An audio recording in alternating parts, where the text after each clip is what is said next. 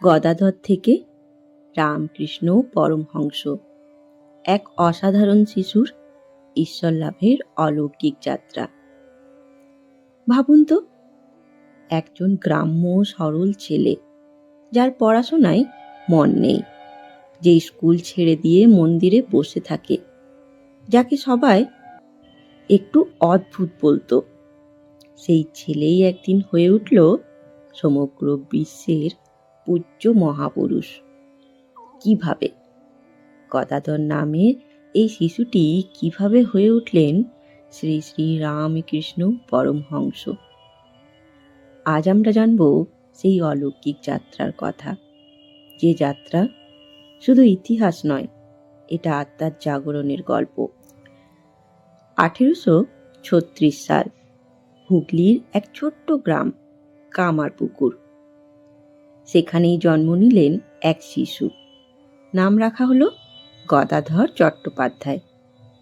পিতা ক্ষুদিরাম চট্টোপাধ্যায়, মাতা চন্দ্রমণি দেবী। গদাধরের জন্মের আগেই দুজনই অলৌকিক স্বপ্ন দেখেছিলেন। ক্ষুদিরাম স্বপ্নে দেখলেন ভগবান গদাধর মানে বিষ্ণু তার ঘরে জন্ম নেবেন। চন্দ্রমণি দেবী দেখলেন শিব মন্দির থেকে আলো এসে তার গর্ভে প্রবেশ করেছে। এ কি শুধু কাকতালীয়, নাকি ঈশ্বর নিজেই অবতীর্ণ হচ্ছিলেন? ছোট্ট গদাধর পড়াশোনায় খুব মন দিতেন না, কিন্তু কীর্তন শুনলে, রামায়ণ মহাভারতের গল্প শুনলে তার চোখ ভিজে যেত। একদিন মাঠের মধ্যে দিয়ে হাঁটতে হাঁটতে তিনি দেখলেন কালো মেঘের মাঝে সাদা বকের শাড়ি উড়ে যাচ্ছে। হঠাৎই তিনি স্তব্ধ হয়ে গেলেন, চোখ স্থির, শরীর নিস্তেজ। প্রথম ভাব সমাধি, মাত্র 6 বছর বয়সে। এ কি সাধারণ ঘটনা? চলুন এবারে আসি দক্ষিণেশ্বরের কালী মন্দিরের আগমন। ঠাকুর শ্রী রামকৃষ্ণ দেব পরে বড় ভাই রামকুমারের সঙ্গে কলকাতায় এসেছিলেন। তারপর দক্ষিণেশ্বর কালী মন্দিরে পুরোহিতের কাজ।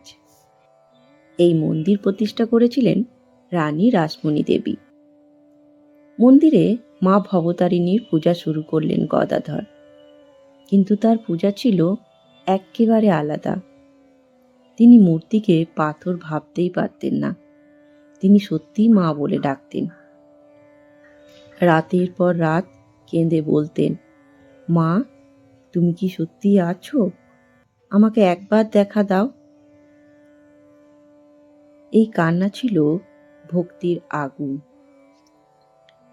চলুন এবারে যাই সেই জায়গায়, মা কালীর দর্শন, যেখানে ঠাকুর মা কালীর দর্শন পেয়েছিলেন।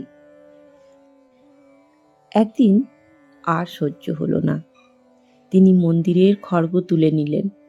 ভাবলেন, যদি মা না থাকেন এই জীবন রাখবো কেন? ঠিক সেই মুহূর্তে মন্দির, দেওয়াল, পৃথিবী সব মিলিয়ে গেল। সামনে অসীম আলো, মা কালী জীবন্ত রূপে প্রকাশিত।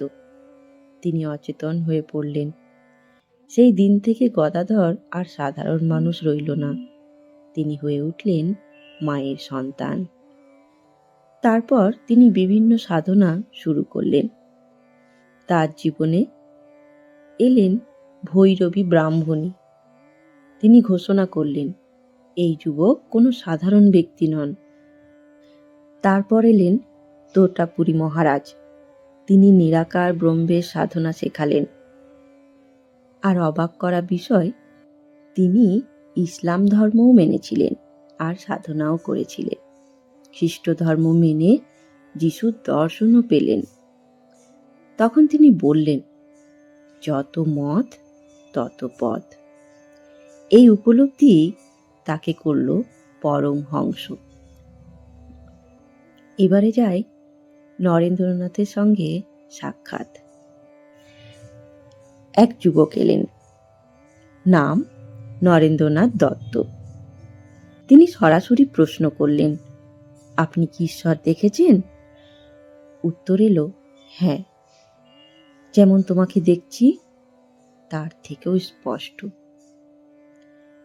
এই নরেন্দ্রনাথই পরে হলেন স্বামী বিবেকানন্দ।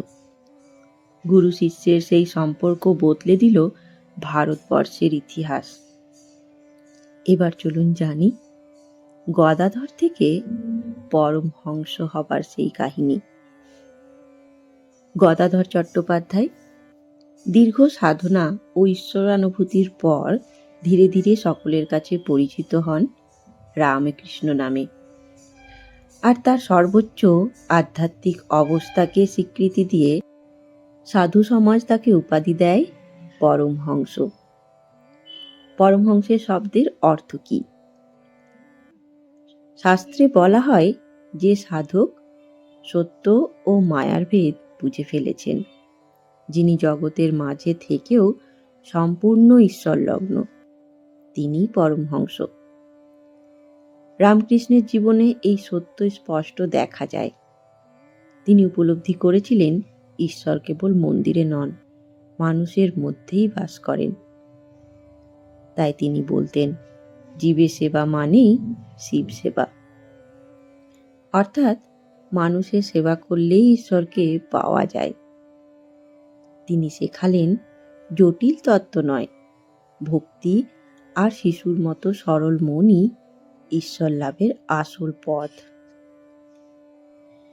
এই কারণেই গদাধর থেকে তিনি হয়ে উঠলেন বিশ্ববন্দিত রামকৃষ্ণ পরমহংস। ভাবুন তো, আমাদের ভক্তি কি গদাধরের মতো সত্য? আমরা কি সত্যি ঈশ্বরকে চাই, নাকি শুধু প্রথা পালন করি? আজ থেকে প্রায় 150 বছর আগে কামারপুকুরে সেই ছোট্ট ছেলে গদাধর আমাদের একটা বড় শিক্ষা দিয়ে গেছেন। ঈশ্বরকে পাওয়া কঠিন নয়, কঠিন হলো সত্যি করে তাকে চাইতে পারা। তিনি বলেছিলেন, যে যেমন ভাবে ডাকবে ঈশ্বর তেমন ভাবেই সাড়া দেবেন। তিনি কোনো নতুন ধর্ম তৈরি করেননি, কোনো জটিল দর্শন দেননি। তিনি শুধু শিখিয়েছেন ভালোবাসতে, কাঁদতে, সত্যকে খুঁজতে। এটাই তার মহত্ব, এটাই তার অলৌকিকতা। একজন গ্রাম্য ছেলে থেকে একজন বিশ্ব গুরু হয়ে ওঠার এই যাত্রা আমাদের মনে করিয়ে দেয় ঈশ্বর দূরে নন, তিনি আমাদের খুব কাছেই আছেন, আমাদের হৃদয়ের ভেতরেই। ধন্যবাদ। জয় ঠাকুর, জয় মা, জয় স্বামীজি।